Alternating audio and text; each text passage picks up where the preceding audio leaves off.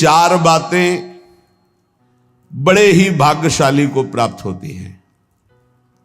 पहला मनुष्यत्व, दूसरा धर्म श्रवण, तीसरा विशिष्ट श्रद्धा और चौथा संयम पूर्ण परमार्थ।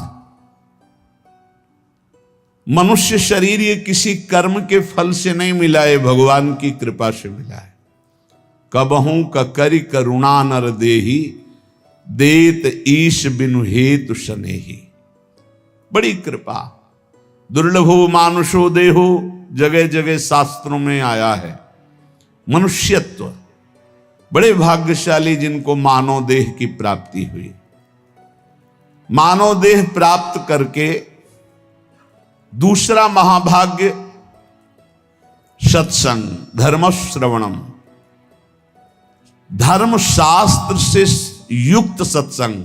मनमानी एक दक्षिण की वार्ता, एक उत्तर की वार्ता, कोई तुकतान ही नहीं मिल रहा। क्या कहना चाहते समझे में नहीं आता, बताना क्या चाहते हैं। तस्मात् शास्त्रम प्रमाणम ते, शास्त्र प्रमाणित महापुरुषों से प्रमाणित जो वाक्य उसे सत्संग कहते हैं। अपना अनुभव, शास्त्र सम्मत महापुरुषों के अनुभव, इन्हीं की चर्चा को सत्संग कहते हैं। मनोरंजन को सत्संग नहीं कहते। धर्म श्रवण सत्संग, ये बड़ी दुर्लभ बात है। मनुष्य शरीर मिला और सत्संग मिला। अब सत्संग में अगला है श्रद्धा। जो सुना उसको धारण किया। जो मनुष्य शरीर प्राप्त करके अवनीत स्वभाव के होते हैं, उद्दंड स्वभाव के होते हैं, ना उनको नमन भक्ति आती है, ना उनको, एक उद्दंड स्वभाव, ऐसे सत्संग में जाकर भी कुछ लाभ नहीं ले पाते। खलऊ करें भली पाई सुसंगु, मिटे न मलिन स्वभाव भंगु। वो अभिमानी जन, वो दुष्ट स्वभाव वाले, भगवान की कृपा हुई, साधु दर्शन साधु संग, लेकिन वो लाभ नहीं ले पाते। अवनीत को विपत्ति ही मिलती है, भगवत संपत्ति नहीं। अवनीत को, दुष्ट स्वभाव, उद्दंड अभिमानी को दुर्दशा ही प्राप्त होती है। जो विनीत है वही शिक्षा को प्राप्त कर पाता, विनयशील नम्र। इसीलिए कहा महापुरुषों के पास जाओ, प्रणिपातेन साष्टांग दंडवत, हाथ जोड़कर बड़ी दैन्यता से, तब वहां तुम ग्रहण कर पाओगे। अंजलि चढ़ाकर माथे पर हाथ रखकर सम्मान प्रदर्शित करते हुए मन वचन शरीर से विनयवनत होकर के तब सत्संग का लाभ लिया जाता है। बोले संयम पुरुषार्थ। अब जो सत्संग में सुना पूर्ण विश्वास के साथ, वैसे ही संयम और खूब परमार्थ का पुरुषार्थ जान लगा करके, एक बार जैसे कहा दांती पीसते हुए कमर कस के हमको चढ़ जाना इस चढ़ाई पर। निरंतर नाम जप, निरंतर भजन, असत आचरणों का त्याग। जो मानव शरीर प्राप्त करके सत्संग मिला पर उस पर श्रद्धा नहीं है, तो 20 साल सत्संग सुनने पर परिवर्तन नहीं होगा। और अगर श्रद्धा है तो उसका परिणाम है कि वो तत्पर हो जाएगा, वैसे ही आचरण करने लगेगा, सत्संग में जैसा कहा गया है। तो मानव शरीर, सत्संग और सत्संग पे श्रद्धा, और श्रद्धा का स्वरूप है यथार्थ जो बोला जा रहा है उसे अपने जीवन में उतार लेना, और दिव्य पुरुषार्थ, खूब मेहनत करके साधन भजन करना। ये चार बातें बड़े सौभाग्यशाली में होते हैं। जो तपस्वी मनुष्य शरीर पाकर सत्संग सुनकर श्रद्धानुसार पुरुषार्थ करता है, वो अपनी अंतरात्मा में ही भगवत साक्षात्कार कर लेता है, हृदय में ही। जो प्रमादी पुरुष होता है वो धन का केवल चिंतन करता है कि चलो सत्संग में चलते, कोई उपाय मिले जिससे धन मिल जाए। सत्संग करते हैं धन के लिए, सत्संग सुनते हैं धन के लिए। वो प्रमादी पुरुष होता है, प्रमत्त पुरुष होता है। जो अप्रमत्त है वो भगवान की प्राप्ति के कहाँ जाऊं, कैसे कोई मुझे बता दे, कैसे भगवत प्राप्ति होगी, कैसे मैं काम आदि दोषों पर विजय प्राप्त करके स्वरूप बोध प्राप्त करूं। संसारी मनुष्य अपने प्रिय परिवार के कुटुंबियों के लिए बुरा से बुरा पाप कर्म करता है, और जब मरता है तो अकेले उसको फल भोगना पड़ता है। अकेला दुख, अकेला यहां से जाता है, अकेला दुख भोगता है। कोई भी घर परिवार का नरक में बंटवारा नहीं करता जाके। इसलिए कुटुंब के मोह में फंसकर पाप कर्म ना किया जाए। जो संयम नियम पूर्वक जीवन व्यतीत करता है वही इन भोगों से बच पाता है। नहीं तो एक काम भोग इतना लुभावना है कि बड़े बड़े संयमी पुरुषों का मन आकृष्ट हो जाता है और भ्रष्ट हो जाते हैं। साधक हर समय अंतःकरण की शोध करता रहे कि कहीं काम ने दबाव तो नहीं कर दिया, कहीं क्रोध तो हमारे अंतःकरण पर प्रभाव नहीं कर रहा, कहीं अहंकार तो नहीं छा रहा है। अगर ऐसा है तो संपूर्ण माया अपना प्रभाव दिखा देगी। काम क्रोध अहंकार हृदय में है तो सावधान। जैसे वृक्ष का पत्ता पतझड़ ऋतुकालिक रात्रि समूह के बीत जाने पर पीला होकर गिर जाता है, ऐसे ही तुम्हारी आयु समाप्त होने पर ये शरीर नष्ट हो जाएगा। इसलिए एक क्षण भी पाप कर्म में मत लगाओ।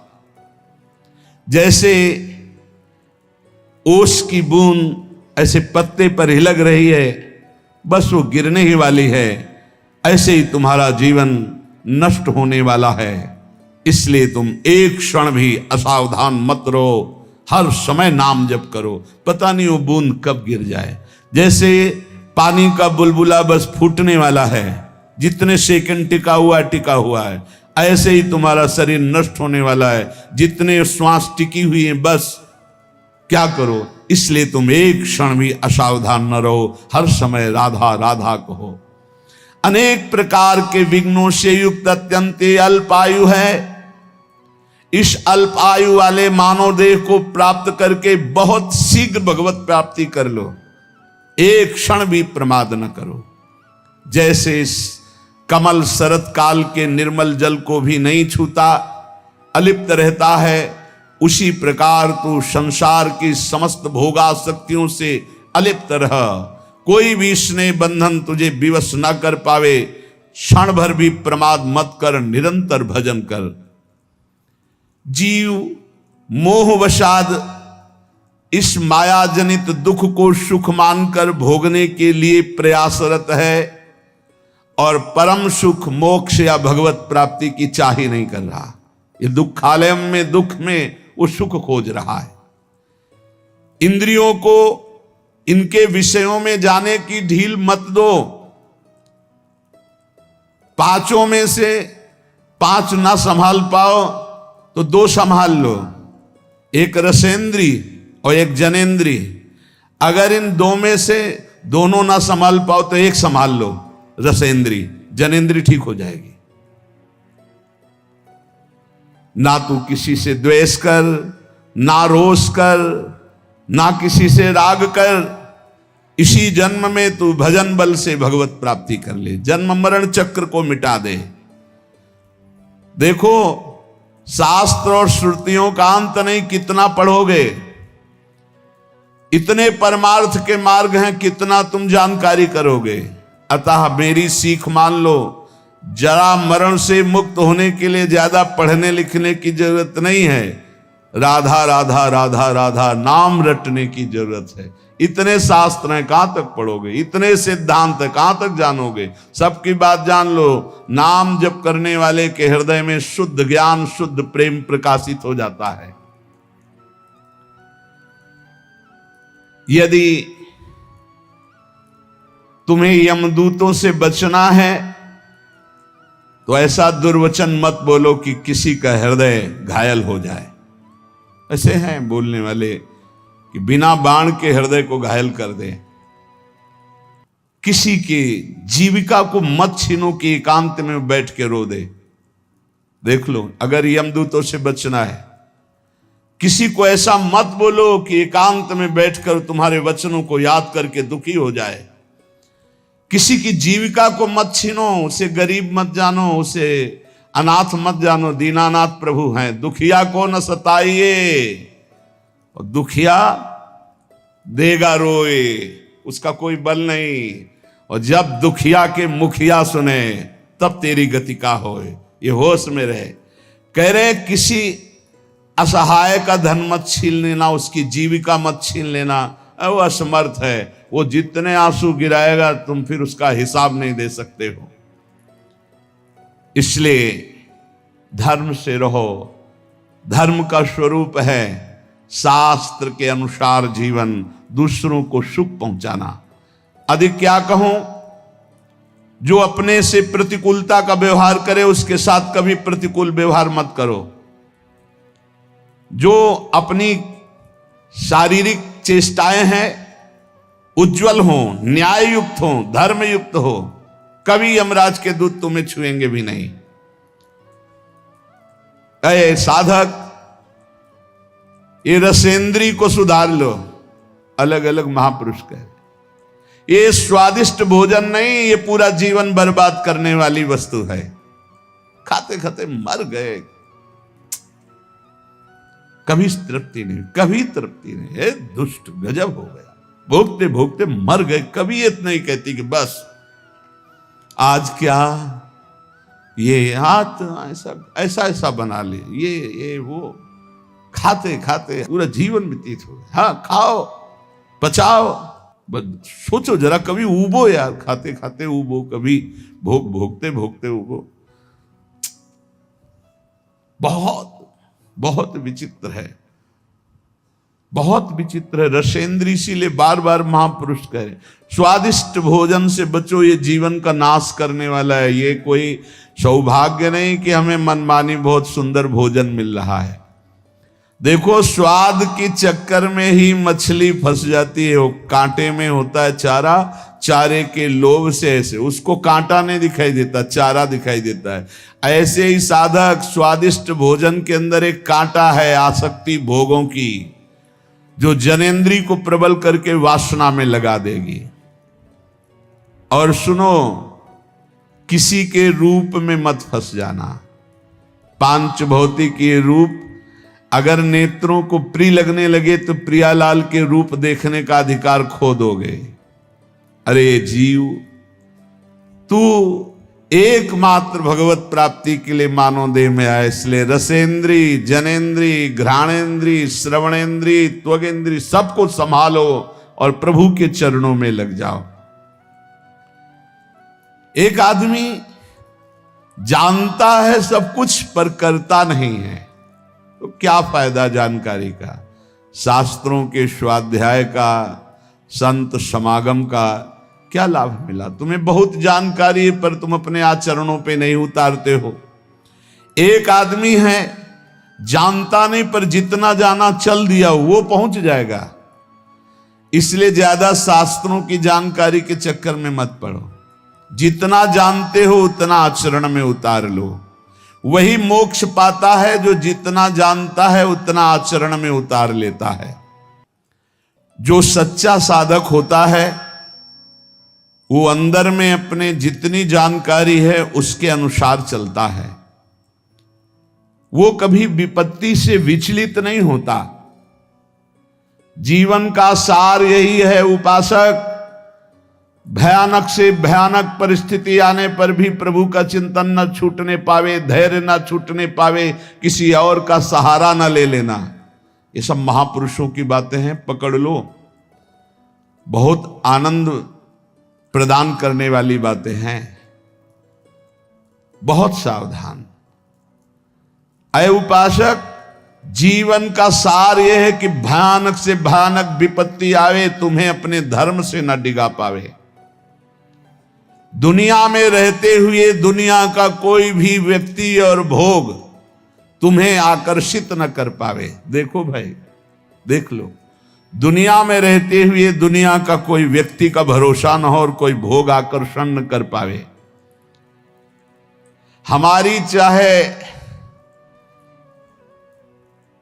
अंग अंग काट दिया जाए, पर हम अपने धर्म को नहीं छोड़ सकते। ऐसे निष्ठावान हम अपने धर्म, देखो यहां काटने मारने की तो कोई बात है नहीं, थोड़ा प्रलोभन आया और भ्रष्ट हो जाते हैं। अरे कह रहे हैं, यहां लिखा है, उपासक भयानक से भयानक विपत्ति की परिस्थिति में भी अपनी निष्ठा से चलायमान नहीं होना है। चाहे काट दिया जाए तो भी हम अपनी निष्ठा से चलायमान नहीं, तभी भगवत मार्ग पुष्ट होता है। पाप कर्म में कभी रति मत करना। ध्यान से सुनो, जो प्रश्न करते हैं कि पापी लोग बड़े सुखी दिखाई देते हैं, ये ताजे दूध की भांति पाप कर्म होता है। जैसे ताजा दूध न फटता है तुरंत और न विकार को प्राप्त होता है, पर आगे चल करके वो दुर्गंध युक्त हो जाएगा। ऐसे अभी अभी पाप हुआ है तो पूर्व के पुण्य काम कर रहे, सब काम बनता चला जाए, लेकिन वो पाप कर्म ढकी हुई आग के समान है। जिस दिन वो अपना रूप धारण करेगा भस्म कर देगा, तुम्हें नष्ट कर देगा। इसलिए जब तक तुम्हारा पाप भजन के बल से नष्ट नहीं हो जाता, तुम्हारा पीछा करता, विश्व में कहीं भाग के चले जाओ, वहीं तुम्हें दंड दे देगा तुम्हारा पाप कर्म। मत एकत्रित करो पाप कर्म, डरो पाप कर्म करने से। वो सुरक्षित तब तक पीछा करेगा जब तक तुम्हारा नाश नहीं कर देगा। दुष्ट स्वभाव के मित्रों का कभी भी संग ना करो, उत्तम स्वभाव वाले ही भगवत मार्ग के पथिकों से मित्रता करो। सब पर भगवत भाव पर दोस्ती नहीं। जैसे ठोस पहाड़ को हवा नहीं उखाड़ सकती, ऐसे ही निष्ठावान को कोई विपत्ति निंदा विचलित नहीं कर सकती। जैसे सारथी घोड़ों की लगाम खींचे हुए सही मार्ग पर चलाता है, ऐसे ही अपनी बुद्धि को पवित्र रखो। इंद्रिय रूपी घोड़ों की लगाम रूपी मन को खींच करके सतमार्ग पर चलाते रहे। बुद्धि शुद्ध कैसे होती? ईश भजन सारथी सुजाना। इष्ट देव का भजन करो तो सारथी सुजान, बुद्धि बहुत ज्ञानमयी हो जाएगी। यदि तुमसे कोई पाप बन जाए तो दोबारा करना मत, तो तत्काल उस पाप का प्रायश्चित करके उसे भस्म कर दो, नहीं वो तुम्हें नष्ट कर देगा। दोबारा करना नहीं। और जो हो गया है उसका महापुरुषों से पूछो क्या प्रायश्चित है, और वो जो बता दे वही कर दो, उससे भस्म हो जाएगा। और यदि पुण्य कर चुके हो, पुण्य किए हो, तो उसे बार बार करो पुण्य कार्य को, और कभी किसी से बताना नहीं, तो तुम्हारा पुण्य तुम्हें लाभ प्रदान करेगा। ध्यान दीजिए, पाप कर्म हो तो दोबारा करना नहीं, महापुरुषों से बताकर उसका प्रायश्चित तत्काल उसको भस्म कराओ, नहीं तो वो ब्याज सहित दंड देगा।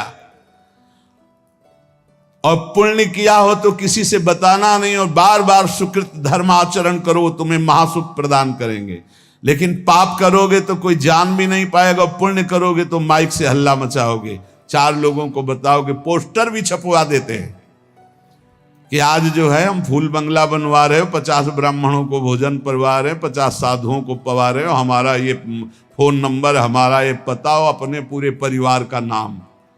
इससे क्या होगा? सब खत्म, सब खत्म हो गया। जितने लोग देखते जाएंगे सुकृत के अधिकारी हो जाएंगे, तुम्हारा सारा सुकृत नष्ट होता जाएगा। सिद्धांत को समझो, पुण्यात्मा पोस्टर नहीं छपवाते। यदि पुण्य बन जाए तो कभी जबान से मत कहो किसी को कोई जान न पावे, पर अहंकार चैन नहीं लेने देता, वो बताता है। एक भगत जी आए तो बार बार बीच में एकांतिक में बोल उठते, भारत के जितने तीर्थ हैं 5-5 बार गए हैं हम।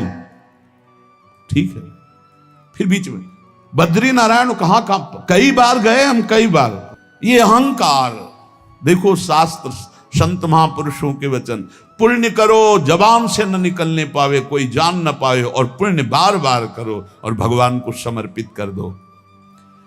जिस पुरुष की आकांक्षाएं यहां समाप्त हो गई हैं, वही जीवन मुक्त है। जीवन मुक्ति की पहचान, जिस पुरुष की आकांक्षाएं यहां समाप्त हो गई हैं, यही जीते जी वो जीवन मुक्त है। कोई चाह नहीं, कोई मांग नहीं।